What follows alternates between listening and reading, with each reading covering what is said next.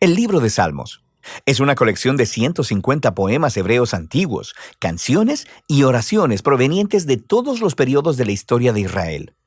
Muchos de estos poemas están conectados con el rey David, de hecho, 73 de ellos, y él era conocido como poeta y arpista. Pero hay muchos autores diferentes detrás de estos poemas. Tenemos los poemas de Asaf o los de los hijos de Coré. Y algunos proceden de otros líderes de alabanza en el templo. Incluso Salomón y Moisés tienen sus propios poemas, y casi un tercio de ellos son anónimos. Ahora, muchos de estos poemas fueron utilizados por los coros que cantaban en el templo de Israel, pero el libro de Salmos en realidad no es un himnario. En algún punto del periodo, después del exilio de Israel en Babilonia, estos poemas antiguos fueron reunidos y acomodados intencionalmente en el libro de Salmos que ahora tenemos. Y este tiene un diseño y un mensaje bastante único, el cual no notarás a menos que lo leas de principio a fin. Ahora, para ver cómo está diseñado el libro de Salmos, lo más útil es, de hecho, empezar por el final. El libro concluye con 5 poemas de adoración al Dios de Israel, y cada uno comienza y termina con la palabra aleluya, que es una orden en hebreo para decirle a un grupo de personas que adoren a Yah, la versión corta del nombre divino Yahweh. Ese es un arreglo de 5 partes realmente bonito, y parece que alguien nos está dando aquí una conclusión para el libro. Así que nos invita a hacer la pregunta, ¿tiene el libro otras señales de diseño intencional? Si prestas atención a los títulos de los poemas, notarás que en 5 lugares los traductores de tu Biblia pusieron los títulos Libro 1, Libro 2, Libro 3, 4 y 5 en varios puntos. Y estos dividen el libro de Salmos en 5 grandes secciones. La razón para esto es que los últimos poemas en cada una de estas secciones tienen un final muy similar que luce como una adición editorial. Se lee algo como, bendito sea el Señor, el Dios de Israel, por los siglos de los siglos. Amén y amén. Así que el libro tiene una conclusión y una organización interna en 5 partes principales. Así que lo natural es ir al principio a buscar una introducción. ¿Y qué encontramos?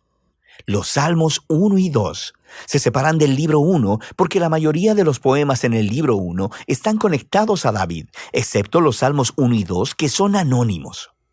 El Salmo 1 celebra lo bienaventurada que es la persona que medita en la Torá, leyéndola en oración día y noche y que luego la obedece. Ahora, la palabra Torá significa simplemente enseñanza, y de manera más específica se llegó a referir a los 5 libros de Moisés que inician el Antiguo Testamento. Y aquí parece ser que la palabra se utiliza con ambos significados en mente, lo que explica por qué tiene 5 partes.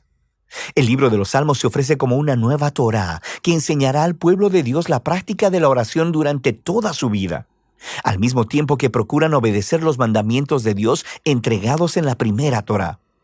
El Salmo 2 es una reflexión poética sobre la promesa de Dios al rey David de 2 Samuel capítulo 7, de que un día un rey mesiánico vendría y establecería el reino de Dios sobre el mundo, derrotando la maldad y la rebelión en la nación. El Salmo 2 concluye diciendo que todos aquellos que se refugian en el rey mesiánico serán bienaventurados, precisamente la palabra que se utiliza para iniciar el Salmo 1. Y así, estos 2 poemas juntos nos dicen que el libro de Salmos está diseñado para ser el libro de oración del pueblo de Dios según ellos procuran ser fieles a los mandamientos de la Torá, mientras anhelan y esperan el venidero reino mesiánico. Ahora, con estos 2 temas presentados, podemos empezar a ver cómo los libros más pequeños también han sido diseñados alrededor de estas 2 ideas. Por ejemplo, el libro 1 tiene justo en el centro una colección de poemas, los Salmos del 15 al 24, que inician y concluyen con un llamado a ser fieles al pacto. Y luego, en los Salmos del 16 al 18, encontramos una representación de David como un modelo de esta clase de fidelidad. Así que él clama a Dios para que lo libere, y Dios lo enaltece como rey. Ahora, en el grupo de poemas correspondientes, los Salmos del 20 al 23, el David del pasado se ha convertido en una imagen del futuro rey mesiánico, quien también clamará a Dios. Él será librado y le será dado un reino sobre las naciones. Y luego, justo en el centro de esta colección, está un poema, el Salmo 19, dedicado a adorar a Dios por proveer la Torá. Así que aquí lo tenemos, los 2 temas de los Salmos 1 y 2 ligados muy de cerca aquí. El libro 2 abre con dos poemas que están unidos por su esperanza de un regreso al templo en Sion en el futuro. Y esta es una imagen muy asociada con mucha proximidad a la esperanza del reino mesiánico. Luego, el libro 2 cierra con un poema que representa el futuro reino del rey mesiánico sobre toda la nación. Este poema es realmente asombroso porque hace eco de todos estos otros pasajes de los profetas acerca del reino mesiánico. Y concluye diciendo que este rey traerá el cumplimiento de la antigua promesa de Dios a Abraham sobre traer bendición de Dios a todas las naciones. El libro 3 también concluye con un poema que reflexiona sobre la promesa de Dios a David, pero esta vez a la luz del exilio de Israel. Así que el poeta recuerda cómo Dios dijo que nunca abandonaría al linaje de David, pero ahora está observando la rebelión de Israel, su resultado, la destrucción, el exilio y la decadencia del linaje de David. Así que el poeta termina pidiéndole a Dios que nunca olvide su promesa a David. El libro 4 está diseñado a responder a esta crisis del exilio. Así que el poema inicial nos regresa a las raíces de Israel con la oración de Moisés, y el autor hace lo que Moisés hizo en el monte Sinaí después del incidente del becerro de oro: clamar al Señor por su misericordia. El centro del libro 4 está dominado por un grupo de poemas que anuncian que el Señor, el Dios de Israel, gobierna como el verdadero Rey del mundo, y que toda la creación, los árboles, las montañas y los ríos son convocados para celebrar ese día futuro en el que Dios traerá su justicia y su reino sobre todo el mundo. Son convocados para celebrar ese día futuro en el que Dios traerá su justicia y su reino sobre todo el mundo. El libro 5 abre con una serie de poemas que afirman que Dios escucha el clamor de su pueblo y que un día enviará a su futuro rey para derrotar la maldad y traer el reino de Dios. Este libro también contiene dos colecciones más grandes, una llamada Hallel y otra llamada Cánticos Graduales. Cada una de estas colecciones concluye con un poema sobre el futuro reino mesiánico. Y estas dos colecciones, al unísono, sostienen la esperanza de una acción futura, similar al Éxodo, en el que Dios redimirá a su pueblo.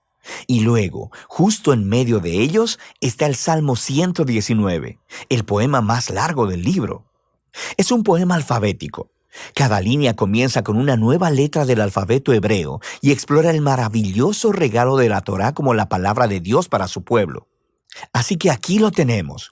Los temas del Salmo 1 y 2, Torá y Mesías, combinados juntos en el libro 5, lo que nos lleva de vuelta a esa conclusión de los 5 poemas. En el poema central, el Salmo 148, toda la creación es convocada para adorar al Dios de Israel, porque, citando textualmente, Él ha exaltado un cuerno para su pueblo. El cuerno es una metáfora de un cuerno de toro levantado en señal de victoria. Y esta imagen hace eco de la misma imagen usada en el cántico de Ana en Samuel capítulo 1, pero también al Salmo 132. El cuerno es un símbolo del futuro rey mesiánico y de su victoria sobre el mal, y es una conclusión apropiada para este asombroso libro. Ahora, aquí hay otra cosa que probablemente pasarás de largo si no lees el libro en orden. Hay muchas clases de poemas diferentes en el libro de Salmos, pero todos, básicamente, caen en dos grandes categorías: poemas de lamento o de alabanza.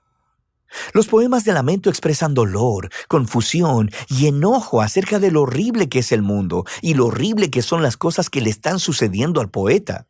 Así que estos poemas llaman la atención a lo que está mal en el mundo y le piden a Dios que haga algo al respecto. Hay muchos de estos en el libro, lo que nos dice algo importante, que el lamento es una respuesta apropiada a la maldad que vemos en nuestro mundo. Pero lo que notarás es que los poemas de lamento predominan en la primera parte del libro, en los libros del 1 al 3, pero pon atención, porque en ocasiones también encontrarás salmos de alabanza. Los poemas de alabanza son poemas de gozo y celebración y llaman la atención a lo que es bueno en el mundo y recuentan las historias de lo que Dios ha hecho en nuestras vidas y agradeciéndole por ello. En los libros 4 y 5 notarás que los poemas de alabanza son más que los poemas de lamento, y todo culmina en esa conclusión de aleluyas en 5 partes. Este cambio de lamento a alabanza es profundo y nos dice algo acerca de la naturaleza de la oración, mientras esperamos por el rey mesiánico como el libro nos enseña a hacer. Esto creará tensión para nosotros mientras miramos el trágico estado de nuestro mundo y de nuestras vidas.